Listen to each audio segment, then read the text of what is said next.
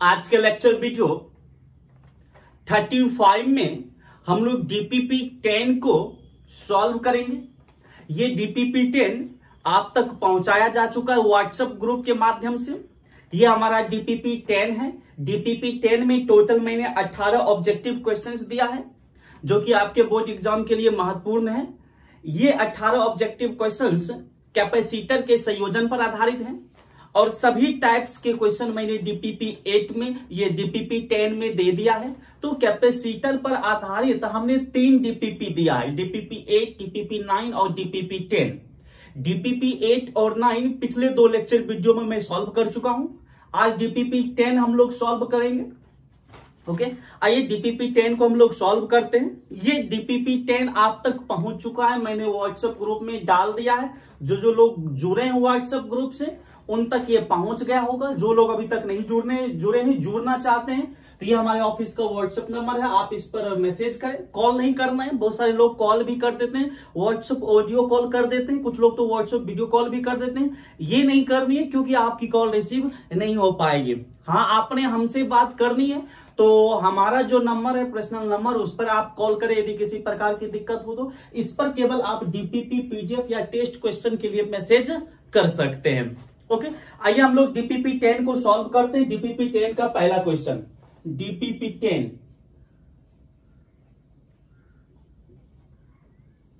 Solution. देखिए DPP 10 का पहला क्वेश्चन है, मैं क्वेश्चन लिखूंगा नहीं, आपके सामने डीपीपी 10 है। आप क्या कीजिए, नोटबुक में नोट कर लीजिए सभी क्वेश्चंस को और सामने रखिए और देखिए, समझिए लेक्चर को। कहता है समान धारिता वाले 3 संधारित्रों को श्रेणी क्रम में जोड़ने पर, समान धारिता का 3 संधारित्र है, उसको श्रेणी क्रम में जोड़ने पर टोटल धारिता 6 माइक्रोफैराड है। यदि उन्हें समांतर क्रम में जोड़ा जाए तो धारिता होगी। 2019 में आपका बोर्ड ये क्वेश्चन पूछ चुका है और ऑब्जेक्टिव के रूप में 2 मार्क्स के रूप में पूछा हुआ है। ऑप्शन है 18 माइक्रोफैराड, 2 माइक्रोफैराड, 54 माइक्रोफैराड, 3 माइक्रोफैराड। सुनिए क्वेश्चन को, कहता है समान धारिता वाले 3 संधारित्र को श्रेणी क्रम में जोड़ा गया, यानी 3 संधारित्र है। ये देखिए, एक संधारित्र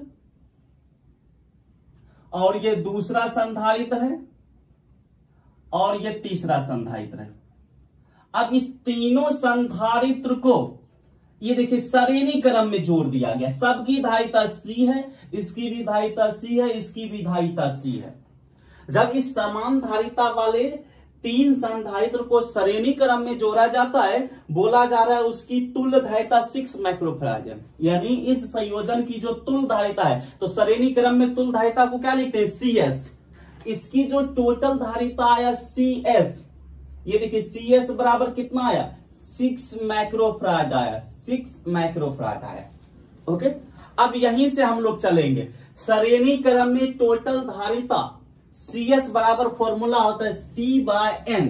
श्रेणी क्रम में हमने लिखनी है, चूंकि CS बराबर क्या होता है, C/N। ये देखिए CS को लिख सकते हैं C/N बराबर 6 माइक्रोफैराड। अब C के जगह C रहेगा, ये 6 माइक्रोफैराड गुना N, इसीलिए आ जाइए C बराबर हो जाएगा हमारे पास 6 माइक्रोफैराड गुना N क्या कैपेसिटर की संख्या कितनी है, 1 2 3, ये 3, इसीलिए C बराबर हो गया 18 माइक्रोफैराड। यानी ये जो 3 कैपेसिटर है, तीनों की धारिता समान है, वो कितना है, 18 माइक्रोफैराड है। ये हमें पता चल गया। इसका भी 18, इसका भी 18, इसका भी 18 है। अब तीनों को यदि हम समांतर में जोड़ेंगे तो 18 कितना हो जाएगा, 54 हो जाएगा। अब ये तो बोल दिया श्रेणी में जोड़ा जा रहा है तो उसकी तुल्य धारिता 6 माइक्रोफैराड है और इससे हमने क्या निकाल लिया, एक कैपेसिटर का वैल्यू 18 माइक्रोफैराड हमने निकाले। अब इस तीनों को समांतर क्रम में जोड़ा जाता है। ये देखिए समानांतर क्रम में तीनों कैपेसिटर को समानांतर में जोड़ा जाता है। ये देखिए, जब इस तीनों को समानांतर क्रम में जोड़ा जाएगा तो उस समय इसकी धारिता क्या होगी, तुल्य धारिता। ये पूछ रहा है आपका क्वेश्चन। समानांतर क्रम में जोड़ने के बाद तुल्य धारिता क्या होगा? तो समानांतर क्रम में तुल्य धारिता क्या होता है? सीपी बराबर एनसी, या सीपी बराबर होता है C1 plus C2 plus C3। तो सीपी बराबर हम लिखेंगे, सीपी बराबर होता है C1 plus C2 plus C3। आज तो सबकी धारिता समान है, इस C1 का काम C करेगा, C2 का काम भी C करेगा और C3 का काम भी कौन करेगा? C ही करेगा। अब देखिए C प्लस C कितना C? 3C। अब यहां आगे कीजिए 3 और C का मान कितना है? 18 माइक्रोफैराड। इसीलिए Cp बराबर 18 54 माइक्रोफैराड हो जाएगा आंसर। यानी Cp बराबर 54 माइक्रोफैराड आंसर हो जाएगा ऑप्शन नंबर सी, यानी एक का हो जाएगा ऑप्शन सी। तो इस तरह से आप बना सकते हैं, या नहीं तो इसको बनाने का दूसरा तरीका है, और मैं तो दूसरा तरीका ही बोलूंगा कि यही आप यूज करें, क्योंकि ये क्विक और स्मार्ट तरीका है। आपको CS दे दिया गया है, आपको पता है चूंकि CS बराबर होता है C/N, लेकिन ये C/N तब होगा जब ये सभी कैपेसिटर की धारिता समान होगी। यहां तो समान दिया गया क्वेश्चन में। ओके, इसको इक्वेशन फर्स्ट मान लेते हैं। और CP बराबर क्या है? NC। CP बराबर NC, यानी समानांतर क्रम में तुल्य धारिता बराबर NC। और ये NC तब होगा जब सभी संधारित्र की धारिता समान हो, और यहाँ क्वेश्चन में समान दिया गया है। समान नहीं होगा तब तो ये फॉर्मूला यूज करेंगे श्रेणी के लिए, और समांतर के लिए ये फॉर्मूला यूज करेंगे। धारिता समान है तो श्रेणी के लिए C/N और समांतर के लिए NC यूज कर सकते हैं। अब 2 में क्या कीजिए? 1 से भाग दे दीजिए। समीकरण 2 में 1 से, 2 क्या है? CP में किससे भाग दे? CS से। ओके, CP का मान कितना है? NC। CS का मान कितना है? C/N। देखिए CC क्या है? कैंसल है, CC कैंसल हो गया, इसलिए यहां पर आ जाएगा CP बराबर आ जाएगा N, और ये CS इससे गुना हो जाएगा N गुना CS। इसीलिए कर दीजिए N, कैपेसिटर की संख्या कितनी है? 3 है, और CS तुल्य धारिता कितना है? 6 माइक्रोफैराड है। एक मिनट, आप ये N ऊपर जाएगा तो N स्क्वायर हो जाएगा हमारा, क्योंकि एक N तो ऊपर पहले है, ये N ऊपर जाएगा तो N स्क्वायर हो जाएगा। N कितना है? 3 का स्क्वायर। CS तुल्य धारिता कितना दिया गया श्रेणी क्रम में? 6 माइक्रोफैराड। ये देखिए ये हो जाएगा 9, और ये हो गया 6 माइक्रोफैराड। 9 गुना 6 कितना हो जाएगा? 54 माइक्रोफैराड। तो आप ये फॉर्मूला यूज कीजिए। देखिए ये बहुत ही महत्वपूर्ण फॉर्मूला, यहां से आप इसको ऐसे भी लिख सकते हैं, CP बटा CS बराबर N स्क्वायर बटा 8। ये देखिए ये भी लिख सकते हैं इसको। अब आपको यहां पर समान ये CP दे दे, CP और कैपेसिटर की संख्या दे दे, कैपेसिटर की संख्या दे दे, और बोले CS निकालने के लिए, नहीं निकालेंगे, निकल जाएगा। आपको मान लीजिए ये नहीं दिया गया है, CS दिया गया और कैपेसिटर की संख्या N दिया गया है, CP निकाल लेंगे। मान लीजिए आपको N नहीं दिया गया, CS दिया गया और CP दिया गया है, तो N की वैल्यू हम क्या कर सकते हैं? निकाल सकते हैं। लेकिन ये फॉर्मूला तब यूज होगा जब क्या सभी कैपेसिटर की धारिता क्या हो? समान हो। ओके, तो ये दोनों आप स्क्रीनशॉट ले लीजिए। ये क्वेश्चन फर्स्ट था, तो जल्दी लीजिए पोच। Next question number 2।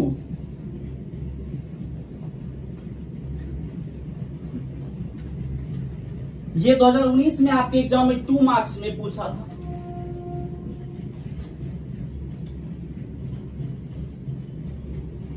देखिए तो क्वेश्चन 2, ये क्वेश्चन 2 जो है वो 2018 में आपके एग्जाम में पूछा हुआ है। कहता है प्रभावी धारिता 5 माइक्रोफैराड प्राप्त करने के लिए सिर्फ 2 माइक्रोफैराड के कम से कम कितने संधारित्र की जरूरत होगी? ऑप्शन ए है 4, ऑप्शन बी 3, मैं ऑप्शन बी लिख देता हूं। ऑप्शन ए है 4, option B 3, option C 5 and option D 6।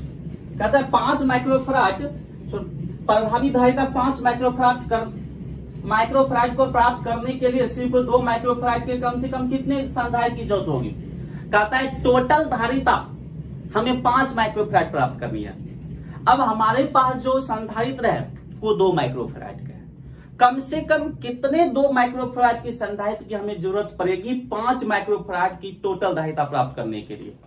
ये देखिए, हमें टोटल धारिता यानी C इक्विवेलेंट, ये देखिए समतुल्य धारिता को हम C इक्विवेलेंट से भी लिख सकते हैं, कंफ्यूज मत कीजिएगा।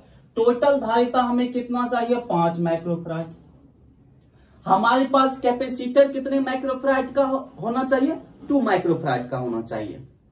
अब 2 माइक्रोफैराड के कितने कैपेसिटर हमें कम से कम पूछ रहा है, कम से कम चाहिए कि हमें प्रभावी धारिता कितना मिल जाए? 5 माइक्रोफैराड मिल जाए। तो हमने क्या किया, ये देखिए 2 कैपेसिटर लिया, ये 1 और ये 2, और दोनों कैपेसिटर की धारिता कितनी है? 2 माइक्रोफैराड, और इसकी भी कितनी है? 2 माइक्रोफैराड है। क्या 2 कैपेसिटर की सहायता से 5 माइक्रोफैराड हम प्राप्त कर सकते हैं? नहीं प्राप्त कर सकते। क्यों? क्योंकि यदि हम इसको श्रेणी में जोड़ेंगे, 2 को श्रेणी में जोड़ेंगे तो कितना होगा? 1 होगा, प्रभावी 5 नहीं होगा। यदि हम इस दोनों को समांतर में जोड़ेंगे तो 2 कितना हो जाएगा? 4 हो जाएगा। समांतर में डायरेक्ट जोड़ देते हैं C1 + C2, फिर भी 5 नहीं होगा। यानी प्रभावी धारिता 5 माइक्रोफैराड प्राप्त करने के लिए 2 कैपेसिटर हमें नहीं चाहिए, इससे ज्यादा चाहिए। क्या 3 चाहिए? ठीक है, हम 3 ले लेते हैं। ये देखिए एक और कैपेसिटर हमने ले लिया 2 माइक्रोफैराड का। क्या अब इस तीनों को श्रेणी क्रम में जोड़ेंगे तो 5 माइक्रोफैराड प्राप्त होगा? कभी नहीं होगा। 5 माइक्रोफैराड प्राप्त नहीं होगा। क्यों? क्योंकि श्रेणी क्रम में जोड़ेंगे 2, 2, 2, अब ये 2 से भी कम होगा टोटल इसकी। मैं बता चुका हूं कि श्रेणी क्रम में संयोजित संधारित्र की जो तुल्य धारिता होता है वो छोटे संधारित्र की धारिता से भी छोटा होता है। पिछले लेक्चर वीडियो में बता चुका हूं। तो 3 कैपेसिटर लेने के बाद श्रेणी क्रम में जोड़ेंगे तो 5 हमें नहीं मिलेगा। इसको समांतर में जोड़ दीजिए, समांतर में जोड़ेंगे तीनों को तो डायरेक्ट जोड़ देंगे, 2, 2, 4, 2, 6 हो जाएगा, 5 नहीं होगा, 5 से अधिक हो जाएगा। यानी 3 भी नहीं चाहिए, हमें क्या चाहिए? एक और कैपेसिटर ले लेते हैं। ये देखिए, अच्छा आप कहिएगा कि 2 को श्रेणी में कर दीजिए, 1 को समांतर में करेंगे। तो इस दोनों को यदि हम श्रेणी में करते हैं तो दोनों मिलाकर कितना होगा? 1, और इसको हम समांतर में करते हैं तो 2, 1 कितना हो जाएगा? 3 हो जाएगा। देखिए ये सब चीज उन्हीं लोग को समझ आएगा जो लेक्चर 30 से लेक्चर 34 तक सही अध्ययन किए होंगे। अब ऐसा नहीं कि एकाएक हम ये लेक्चर 35 देख रहे हैं और हमें समझ आ जाएगा। ये बच्चों का खेल नहीं है, बच्चों का खिलौना नहीं है, ये वो खिलौना वाला मुर्गा नहीं है ऐसे कस दिए और फर्श पर छोड़ दिए टिक टिक करके चल रहा है। देखना पड़ता है, बारीकी से चीजों को समझना पड़ता है, एक एक चीज को समझना पड़ता है। आपके सामने मोबाइल होगा, ये समझिएगा भगा भगा कर हम देख ले तो इससे संभव नहीं है कि आपको सभी चीजें समझ आ जाए। एक एक चीज को देखना पड़ेगा। देखिए तो एक और कैपेसिटर हम ले लेते हैं। ये देखिए 3 से तो काम चला नहीं, 4 कैपेसिटर ले लिया हमने, और ये भी कितने माइक्रोफैराड का? 2 माइक्रोफैराड का। क्या 4 से हो जाएगा? देखिए श्रेणी में तो 2 माइक्रोफैराड का कितना भी कैपेसिटर जोड़ दीजिए 5 नहीं मिलेगा आपको, और समांतर में भी कितना भी जोड़ दीजिए 5 नहीं मिलेगा, क्योंकि समांतर में जोड़िएगा तो 2 को जोड़ना पड़ेगा डायरेक्ट आपको, और 2 कितना भी 2 को जोड़िए 5 कभी नहीं आएगा। इसका मतलब यह है कि कुछ कैपेसिटर को हमें श्रेणी में जोड़ना होगा, कुछ को समानांतर में जोड़ना होगा। लेकिन श्रेणी और समानांतर में जोड़ने के बाद भी 3 कैपेसिटर लेने से नहीं होता है, हम 4 ले लेते हैं। अब इस चारों को हम किस तरह जोड़ेंगे कि 5 प्राप्त हो जाए? तो देखिए हमने क्या किया, ये 2 पहले लिया, ये 2, इस दोनों को हमने श्रेणी में जोड़ दिया। ओके, इस दोनों को हमने श्रेणी, अब इसको हम समांतर में जोड़ देते हैं और एक को और समांतर में जोड़ देते हैं। ये देखिए 2 माइक्रोफैराड, ये भी 2 माइक्रोफैराड, ये भी 2 माइक्रोफैराड, और ये भी 2 माइक्रोफैराड। अब इसका सॉल्यूशन कीजिए, 5 आता है कि नहीं? आ जाएगा, कीजिए। ये देखिए ये दोनों ये श्रेणी में है और दोनों की धारिता समान है, तो CS बराबर होता है C/N। C का मान कितना है? 2। और एन कैपेसिटर की संख्या कितनी है, 1 2, कितना आ गया 2, तो इस दोनों को मिलाकर सिंगल कितना लिख सकते हैं, 1 माइक्रोफराड। कितना लिख सकते हैं, 1 माइक्रोफराड। और ये कितना है, 2 माइक्रोफराड, ये 2 माइक्रोफराड, और नीचे वाला भी कितना है, 2 माइक्रोफराड, 2 माइक्रोफराड। अब देखिए तीनों किस में आ गया, 1 माइक्रोफराड, 2 माइक्रोफराड, 2 माइक्रोफराड समानांतर में आ गए। और समानांतर में हम डायरेक्ट क्या करेंगे, जोड़ देंगे C1 plus C2 plus C3, यानी 1 प्लस 2 3, 3 प्लस 2 5, यानी टोटल कितना हो गया, प्रभावी धारिता कितना हो गया, 5 माइक्रोफराड आंसर। यानी कहने का मतलब ये 5 माइक्रोफराड आपको यहां पर प्राप्त हो गया। ये देखिए, तो प्रभावी धारिता 5 माइक्रोफराड प्राप्त करने के लिए 2 माइक्रोफराड वाले कितने कैपेसिटर की कम से कम आवश्यकता होगी, 1 2 3 4 कैपेसिटर की आवश्यकता होगी। Option number A.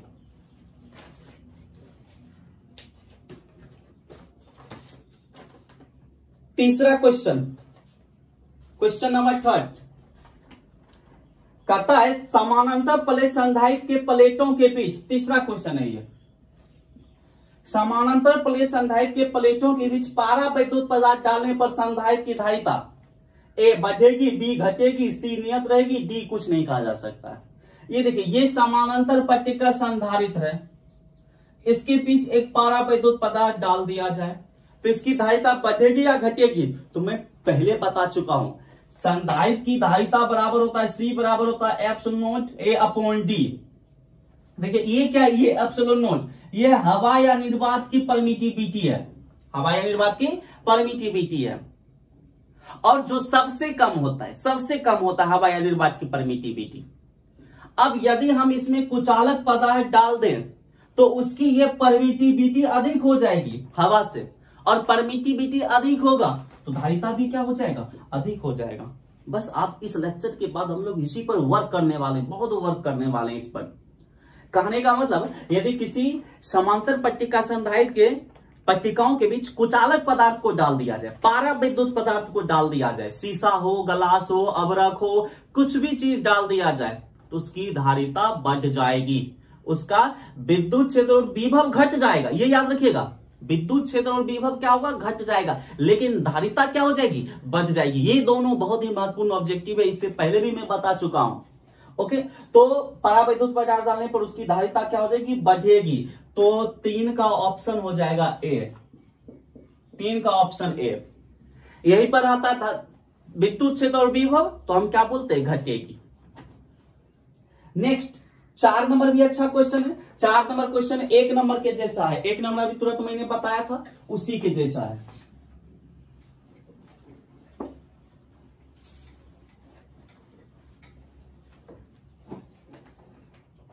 देखिए 4 नंबर क्वेश्चन, 4 नंबर क्वेश्चन कहता है कि समान धारिता वाले एन संधारित्र को पहले समानांतर क्रम में तथा फिर श्रेणी क्रम में जोड़ा जाता है तो दोनों अवस्थाओं में तुल्य धारिता का अनुपात होगा। ऑप्शन ए है n अनुपात 1, ऑप्शन बी है n स्क्वायर अनुपात 1, ऑप्शन सी है 1 अनुपात n, ऑप्शन डी है 1 अनुपात n स्क्वायर। सुनिए, कहता है समान धारिता, क्वेश्चन नोट कीजिए माइंड में, समान धारिता वाले एन संधारित्र को पहले समांतर क्रम में जोड़ा गया है। समान धारिता है, एन संधारित्र है, समांतर क्रम में जोड़ा गया है, तो समानांतर क्रम में फॉर्मूला क्या होगा, सीपी बराबर एनसी। तो हम सीपी बराबर क्या लिख देंगे, एनसी। एनसी आज स्मॉल एन नहीं लेंगे, स्मॉल एन संधारित्र की संख्या है और संधारित्र की संख्या यहां क्या दिया गया, कैपिटल एन दिया गया है। और एनसी क्यों ले रहे हैं, क्योंकि सभी संधारित्र की धारिता क्या समान है, समान नहीं रहता तब ये सीपी बराबर C1 प्लस C2 लेते हैं। ओके, तो ये हो गया समानांतर क्रम में इक्वेशन फर्स्ट। उसके बाद कहता है फिर उसी संधारित्र को श्रेणी क्रम में जोड़ा जाता है।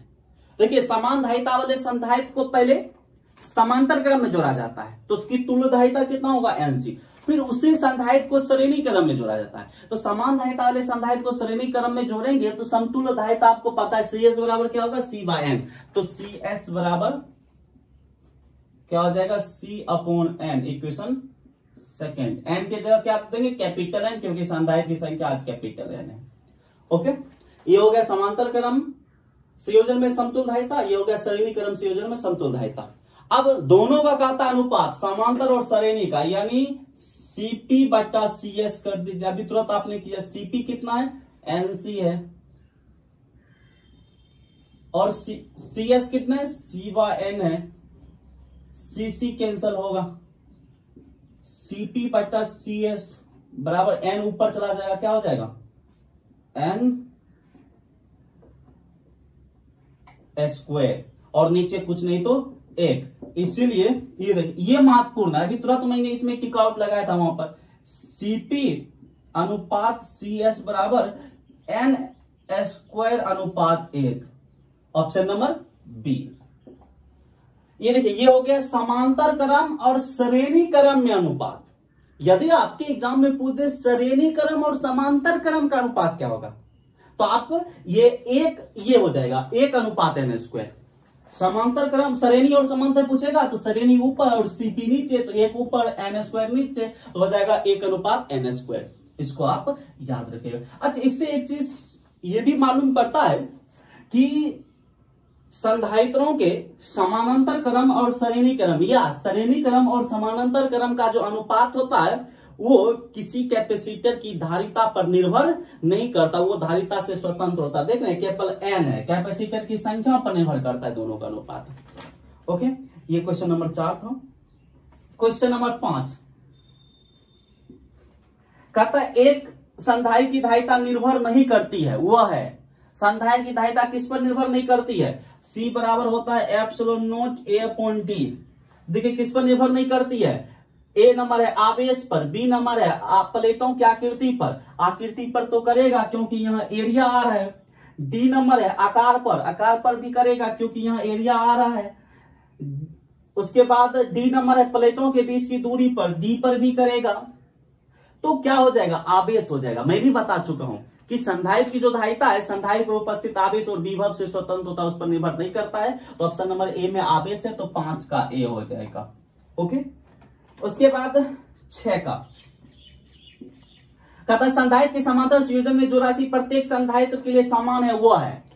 कहता है संधारित्र के समानांतर क्रम संयोजन में कौन सी राशि नियत रहती है। मैं बार बार चिल्लाकर बोल चुका हूं कि संधारित्र के समानांतर क्रम में कौन सी राशि नियत होगी, विभवांतर। ये देखिए मैं ऐसे करके बताया करता था, ये समांतर क्रम में विभवांतर नियत होगा। इसको हमने एक बैटरी से जोड़ दिया, ये 10 वोल्ट का है, ये पॉइंट एम और एन है, तो ये 10 वोल्ट किसके बीच का विभवांतर होगा, पहले संधारित्र और दूसरे भी संधारित्र के।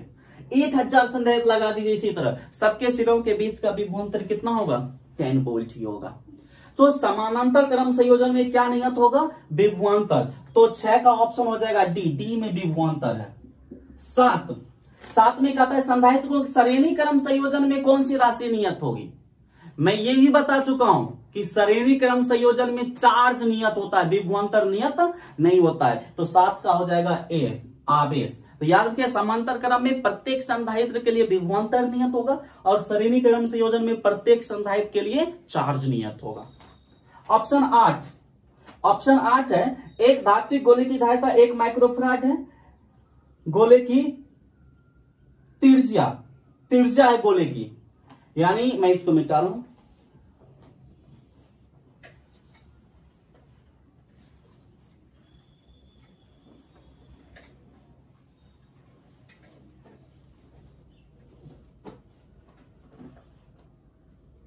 क्वेश्चन 8 कहता है एक धात्विक गोले की धारिता 1 माइक्रोफैराड है, तो उसकी त्रिज्या कितनी होगी। ऑप्शन ए है 9 किलोमीटर, ऑप्शन बी है 10 मीटर, ऑप्शन सी है 1.11 मीटर, ऑप्शन डी है 1.11 सेंटीमीटर।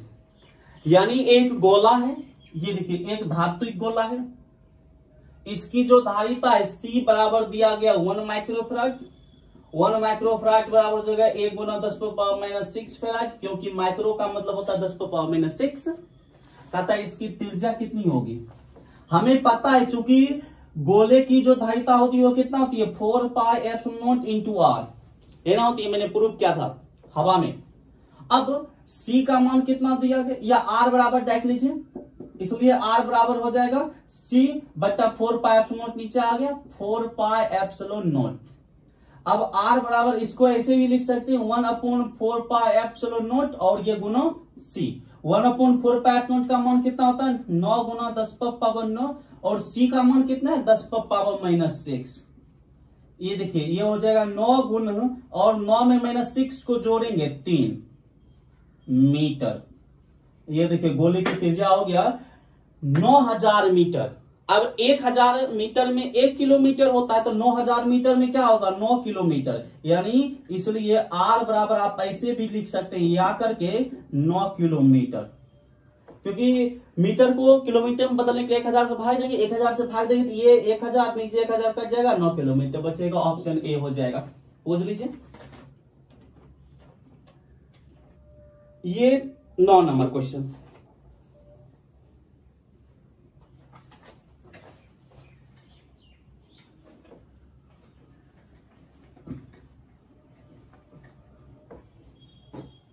सुनिए 9 नंबर क्वेश्चन, अच्छा क्वेश्चन है। कहता है दो समान संधारित्र में प्रत्येक की धारिता C है। ये देखिए दो समान संधारित्र लेते हैं, ये संधारित्र इसकी धारिता C है, एक दूसरा संधारित्र ले लेते हैं इसकी भी धारिता C है। ओके, प्रत्येक की धारिता C है। अब कहता है A को V1 विभव, इसको V1 विभव हमने दिया और इसको V2 विभव हमने दिया। विभव देने का मतलब कुछ चार्ज देना, यानी इसको हमने Q1 चार्ज दिया और इसको Q2 चार्ज दिया। ये Q1 तो ये -Q1, ये Q2 तो ये -Q2। ओके, धारिता समान है, एक को V1 दूसरे को V2 वोल्टेज दिया गया, विभव दिया गया। कहता है उनके ऋणात्मक सिरों को एक साथ, अब इसके ऋणात्मक सिरों को एक साथ जोड़ दिया गया है और धनात्मक सिरों को एक साथ, ये ऋणात्मक सिरा हो जाएगा और ये धनात्मक सिरा हो जाएगा, एक साथ जोड़ दिया गया है। ओके, कहता है संपूर्ण तंत्र की ऊर्जा में ह्रास होगा। इसका मतलब समझिए, जब हम जोड़ेंगे दोनों को जोड़ेंगे तो हो सकता है कि कुछ चार्ज इस कैपेसिटर से इस कैपेसिटर पर गया होगा या इस चालक से इस संधारित्र से दूसरे पर आया होगा। जब चार्ज का आदान प्रदान हुआ होगा तो उसमें कुछ एनर्जी का ह्रास हुआ होगा। वही पूछ रहा है कितनी एनर्जी का ह्रास हुआ, ये क्वेश्चन पूछ रहा है। तो सबसे पहले आप टोटल धारिता निकालिए, कुल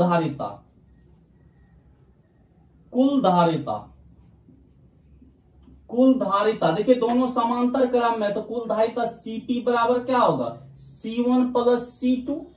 अब C1 का मान कितना है C है, प्लस C2 का भी कितना मान है C है, तो बराबर क्या हो जाएगा 2C। यानी C1 और C2 का योगफल, इस दोनों का टोटल धारिता कितना होगा 2C होगा। अब ऊर्जा में हानि,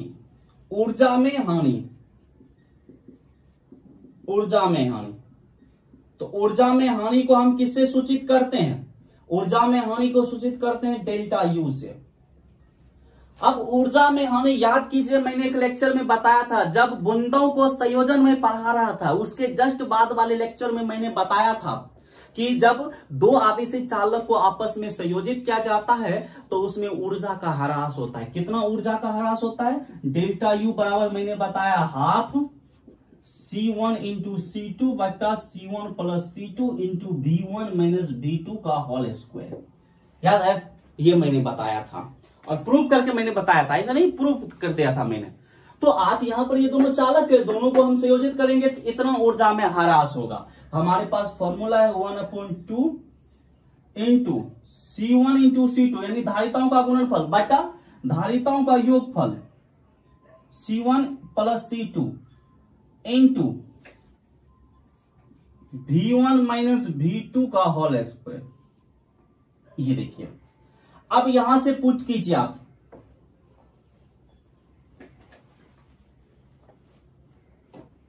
चलिए पुट कीजिए, डेल्टा U बराबर हाफ, देखिए C1 के जगह कौन है C है, C गुना C2 के जगह भी कौन है C है बटा C1 प्लस C2 कितना है 2C। ये देखिए C1 प्लस C2 कितना है 2C, तो C1 प्लस C2 कितना देंगे 2C। इधर क्या बच गया, V1 माइनस V2 का होल स्क्वायर। अब यहां देखिए एक सी कैंसल, हमारे पास क्या बचा, इसलिए डेल्टा U ऊर्जा में हानि बराबर 1 ये देखिए 2 दूना कितना हो जाएगा 4, और इस C को बाहर कीजिए, C बाहर आ गया। इधर क्या बचा, V1 माइनस V2 का होल स्क्वायर। ये देखिए ये ऊर्जा में हानि हो गया, half 1/4 C V1 minus V2 का whole square. Option number C। तो 9 का ऑप्शन नंबर C में आपका ये ऑप्शन दिया गया है, तो C हो जाएगा। तो कितना इजियर है, आप पीछे की चीज नहीं देखोगे तो आपको लगेगा कहां से आ गया क्वेश्चन, कहीं से नहीं आया, कॉन्सेप्ट से आया। नेक्स्ट 10 नंबर क्वेश्चन कहता है कि वायु में गोलीय चालक की धारिता अनुक्रमानुपाती होती है। वायु में गोलीय चालक की धारिता मैं बताया था, C बराबर होता है 4 पाई एप्सिलॉन इंटू आर। देखिए किसके समानुपाती होता है, आर के, त्रिज्या के समानुपाती होता है। ये मैं अब ये नोट में भी कर चुका हूं। तो ऑप्शन नंबर क्या हो जाएगा, गोले के द्रव्यमान, गोले की त्रिज्या, गोले का आयतन, गोले के पृष्ठीय क्षेत्रफल। ऑप्शन नंबर बी हो जाएगा, गोले की त्रिज्या। 11 नंबर क्वेश्चन थोड़ा सा मिस्टेक हो गया है, इस क्वेश्चन में ऑप्शंस नहीं दिए गए, इसको छोड़ देते हैं हम लोग। 11 नंबर, हालांकि इसका आंसर 1 माइक्रोफराड होनी चाहिए, 1 होनी चाहिए, जो कि नहीं दिया गया ऑप्शन। 12 नंबर क्वेश्चन, समानांतर प्लेट संधारित्र के प्लेट के बीच की दूरी बढ़ाई जाती है तो इसकी धारिता, अभी अभी मैंने बताया था थोड़ा देर पहले, C बराबर होता है F0A/D। देखिए ये धारिता है और ये दूरी है, दोनों क्या है, ऊपर नीचे व्युत्क्रमानुपाती रूप से संबंधित है। यदि हम दूरी बढ़ाएंगे तो धारिता क्या होगा, घटेगा, श्योर घटेगा। तो समानांतर पट्टिका संधारित्र के पट्टिकाओं के बीच की दूरी बढ़ाने पर धारिता क्या होगा, घटेगा। लेकिन एरिया को बढ़ाने पर क्या होगा, धारिता बढ़ेगी। दूरी बढ़ाने से धारिता घटेगी, लेकिन एरिया बढ़ाने से धारिता बढ़ेगी। तो हमारा क्वेश्चन है कि प्लेट के बीच की दूरी बढ़ाई जाती है तो धारिता घटती है, यानी 12 का बी।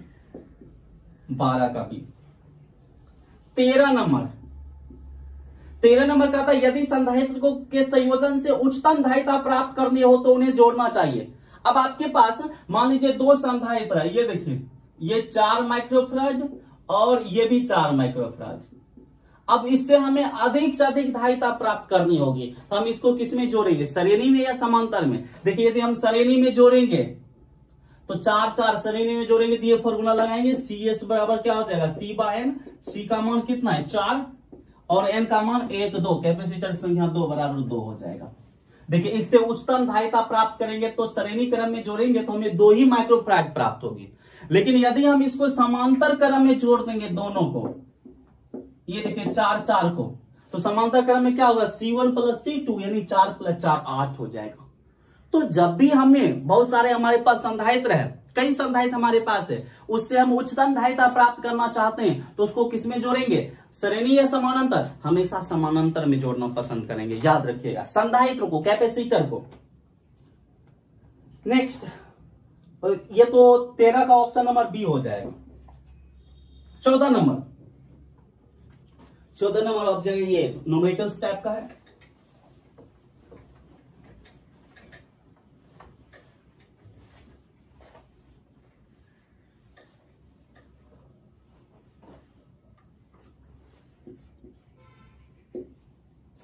देखिए कहता है कि 10 माइक्रोफराड धारिता वाले कैपेसिटर को 5 वोल्ट तक चार्ज किया जाता है तो उस पर आवेश होगा। एक कैपेसिटर है, इसकी धारिता C बराबर दे दिया गया 10 माइक्रोफराड और इसको वोल्टेज कितना दिया जाता है, 5 वोल्ट दिया जाता है। 10 माइक्रोफराड को फराड में चेंज करेंगे तो हो जाएगा 10 × 10⁻⁻6 फराड, क्योंकि 1 माइक्रोफराड में होता है 10⁻⁻6 फराड। कहता है इस पर चार्ज क्या होगा, वेरी सिंपल, चूंकि C बराबर क्या होता है Q/V, इसलिए Q बराबर क्या हो जाएगा C × V, CV। C का मान कितना है 10 × 10⁻⁻6 और V का मान कितना है 5। ये देखिए 10 × 5 = 50, 50 × 10⁻⁻6 कूलम।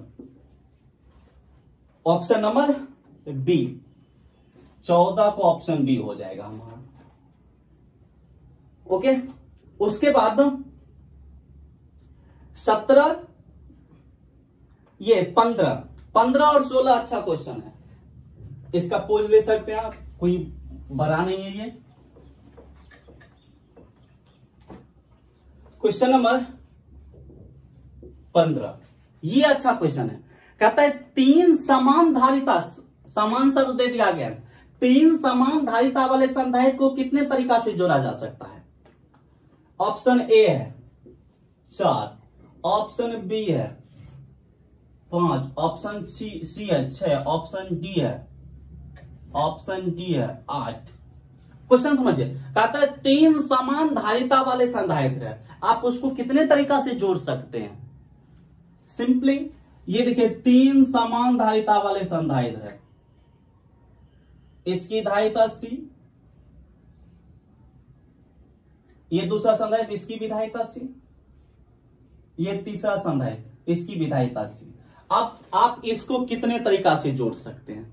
आइए हम जोड़ते हैं। पहले तो तीनों को हम किस में जोड़ सकते हैं? श्रेणी में।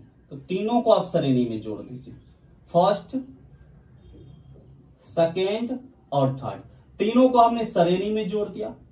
ये हमारा पहला तरीका हो गया। दूसरा तरीका क्या होगा? तीनों को हम किस में जोड़ सकते हैं? समानांतर में जोड़ सकते हैं। तो तीनों को समानांतर में जोड़ दीजिए। ये देखिए, तीनों को हमने समानांतर में जोड़ दिया। ये C, ये भी C, ये भी C। ये हमारा दूसरा तरीका हो गया। तीसरा तरीका क्या होगा?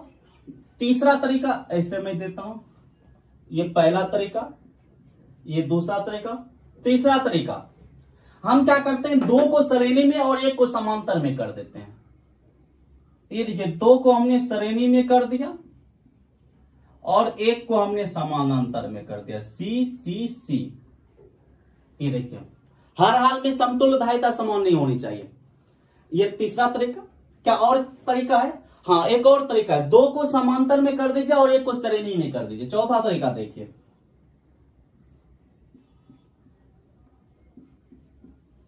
ये देखिए, ये C, दो को समांतर में और एक को हमने क्या कर दिया? श्रेणी में कर दिया। ये चौथा तरीका हो गया हमारा। पांचवा तरीका बनेगा? नहीं बनेगा। आप करके देखो ना, पांचवा तरीका बन रहा है या नहीं बनेगा पांचवा तरीका।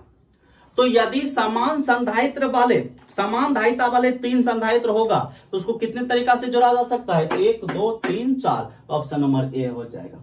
समान धारिता वाले तीन संधारित्रों को हम 4 तरीका से जोड़ सकते हैं दो बिंदुओं के बीच। तो इसका ऑप्शन ए हो जाएगा। इसका स्क्रीनशॉट ले लीजिए।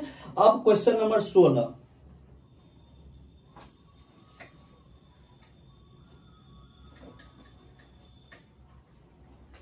ठीक है। तो क्वेश्चन नंबर 16 कहता है तीन भिन्न भिन्न धारिता वाले संधारित्र को कितने तरीका से जोड़ा जा सकता है? देखिए, ऊपर की क्वेश्चन जैसा ही है। ऊपर में था समान धारिता और नीचे वाले 16 वाले क्वेश्चन में क्या है? भिन्न भिन्न धारिता वाले संधारित्र को, तीन ही संधारित्र है लेकिन धारिता भिन्न भिन्न है, उसको कितने तरीका से जोड़ा जा सकता है? यानी अब एक, ये देखो, option A 4, option B 5, option C 6, option D 8। अब जो संधारित्र दिया गया ये 3, ये देखिए, ये जो 3 संधारित्र दिया गया है, इस तीनों संधारित्र की धारिता समान है। एक की C1 है, एक की C2 है, एक की C3 है, धारिता डिफरेंट है। अब इसको कितने तरीके से जोड़ा जा सकता है? तो देखिए, सबसे पहला तरीका क्या होगा हमारा? पहला तरीका होगा हमारा कि तीनों को किसमें जोड़ दीजिए? श्रेणी में। ये देखिए, तीनों को हमने श्रेणी में जोड़ दिया, C1 C2 C3, पहला तरीका। दूसरा तरीका क्या होगा? तीनों को आप किसमें जोड़ दीजिए? समानांतर में जोड़ दीजिए। तीनों को हमने समानांतर में जोड़ दिया, यह दूसरा तरीका हो गया हमारा। ये देखिए, C1 C2 C3, तीसरा तरीका है हमारे पास। तीसरा तरीका भी हमारे पास है। तीसरा तरीका है कि दो को आप श्रेणी में कर दीजिए और एक को समांतर में कर दीजिए। अब दो को किसको श्रेणी में करना है? तो C1 C2 को श्रेणी में कर दीजिए और C3 को समानांतर में कर दीजिए। तो आइए,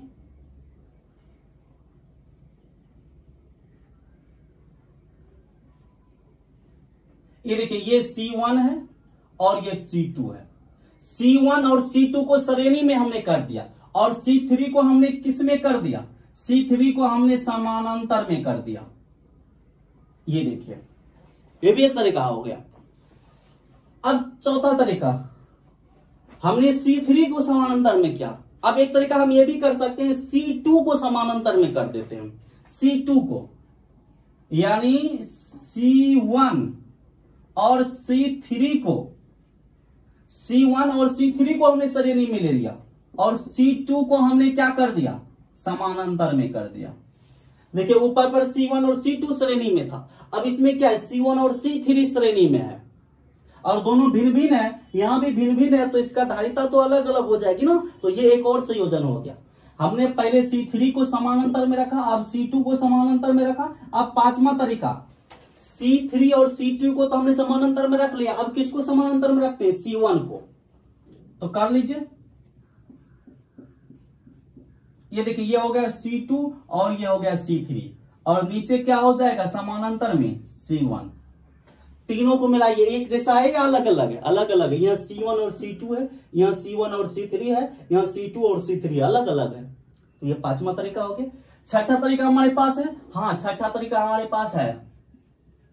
अब हम क्या करते हैं, C1 और C2 को समानांतर में दे देते हैं। कहीं है C1 और C2 समानांतर में, कहिएगा यहाँ है, तो यहाँ C3 भी तो समानांतर में ना। हमने क्या कर दिया, C1 और C2 को समानांतर में लेनी और C3 को श्रेणी में दे देना। देखिए तो ये देखिए, ये हमारा C1 है और ये C2 है और ये श्रेणी में किसको हमने ले लिया, C3 को। देखिए ऐसा है कहीं, कहीं नहीं है। C1 और C2 समानांतर और C3 श्रेणी में, कहीं में है नहीं है। यहाँ C1 और C2 समानांतर है तो C3 भी समानांतर है, लेकिन यहाँ C3 श्रेणी में हमने कर दिया। ओके, उसके बाद कहिएगा यहाँ C2 और C1 तो समानांतर है भाई, यहाँ पर C3 तो श्रेणी में है C2 के, यहाँ पर C3 अकेला श्रेणी में। ओके, छठा सातवां, अब एक बार C2 को श्रेणी में ले लेते हैं। ये देखिए ये C1 है और ये C3 है और ये क्या है, C2। ये देखिए C1 और C3 को हमने समानांतर ले लिया। कहीं C1 और C3 समानांतर है नहीं है। देखिए C1 और C3 समानांतर है, लेकिन C2 भी समानांतर है, लेकिन यहां C2 क्या है, श्रेणी में आ गया। उसी तरह आठवां, अब क्या करते हैं, C1 को श्रेणी में दे देते हैं, यानी C2 और C3 को समानांतर में ले लेते हैं और ये देखिए C1 हमारा श्रेणी में हो गया। 8 तरीका। और कोई तरीका होगा, आंसर अब नहीं होगा, अब आप दिमाग लगा लो, इससे ज्यादा नहीं होगा। तो यदि भिन्न भिन्न धारिता वाले 3 संधारित्र है, उसको कितने तरीका से जोड़ा जा सकता है, 8 तरीका से टोटल जोड़ा जा सकता है। याद रखिएगा इसको, खोज लेना चाहते हैं तो ले सकते हैं। क्वेश्चन नंबर 17 कहता है संधारित्र की धारिता कैसा मात्रक है, ये तो सब जानते हैं, फैराड है, फैराड। Option number C. 18 नंबर कहता है C1 तथा C2 धारिता के 2 कैपेसिटर को समांतर क्रम में जुड़े हैं, तुल्य धारिता होगा। समांतर क्रम में जुड़ा है तो भाई तुल्य धारिता क्या हो जाएगा, C1 प्लस C2। यदि समांतर क्रम में जोड़ा है तो तुल्य धारिता C1 plus C2, C1 plus C2। Option number D. यह 18 क्वेश्चन आपका डील हो चुका है। अब इसके बाद हम लोग कैपेसिटर पर जितना था उतना मैंने कर लिया। लेक्चर नंबर 30 से लेक्चर नंबर 35 तक आप कर लीजिए। कैपेसिटर से एक भी सवाल आपका नहीं छूटेगा आपके एग्जाम में। अब हम लोग कैपेसिटर के अगले कड़ी की ओर तैयारी करेंगे।